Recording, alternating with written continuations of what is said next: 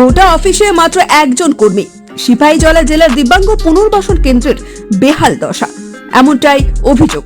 সিপাহীজলা জেলায় দিব্যাঙ্গ পুনর্বাসন কেন্দ্রের অবস্থা খুবই বেহাল। নেই কম্পিউটার কর্মী, চলতি মাসে হয়নি শিবির। চরম ভোগান্তিতে রয়েছেন এই জেলার দিব্যাঙ্গ লোকজন। উদাসীন জেলা শাসক, উদাসীন জেলার মুখ্য স্বাস্থ্য আধিকারিক, উদাসীন ডিডিআরও এবং ডিএইচও। অসহায় ডিআরডব্লিউ কর্মী নীতিশ নম প্রতিদিন অফিস খুলে একাই বসে থাকেন। আমি আপাতত একাই থাকি, আর দুজনে আছে, দুজনে আগরতলাতে কাজ করে, সার্টিফিকেটের জন্য কাজ করে। আপাতত আমি একটাই দরজা খুলে বসে থাকি। এই বেহাল দশা করে এই ডিডিআরসি আপাতত সাতটার ভিতরে পারবো। আমি রোজ রোজ আইসা দরজা খুলে বসে থাকি।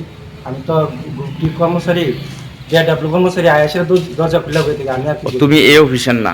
আমি এই অফিসার বলতে আপাতত আমার এখানে দিছে সিএম অফিস থেকে, আমার আপাতত এখানে দিছে, এখানে থাকি এখন। আর যারা আছে মানে পুরা এইভাবেই বন্ধ করে মানে এখানে স্টাফ দেওয়া হয়েছে দুজনের থেকে দুজনেই আগরতলা কাজ করে। তো এই মানুষ এই জেলার দিব্যাঙ্গ মানুষরা কই কার লগে যোগাযোগ করে? আমার সাথে যোগাযোগ করে, আমি কয়ে দিই, তারা ফোন নাম্বার রাখি, কাগজপত্র রাখি, তারা কয়ে দিই। ওই মানে যেদিন হইব তারা জানানো হইব। এই হালে চলছে সিপাহীজলা জেলার দিব্যাঙ্গদের পুনর্বাসন কেন্দ্র। এরই নাম কি সুশাসন? প্রশ্ন তুললেন এলাকার শুভ বুদ্ধি সম্পন্ন লোকজন। একজন কর্মী দিয়ে কি পুরো পুনর্বাসন কেন্দ্র চলে? এই প্রশ্ন রাজ্য সরকারের দিকে ছুড়ে দিলেন স্থানীয়রা।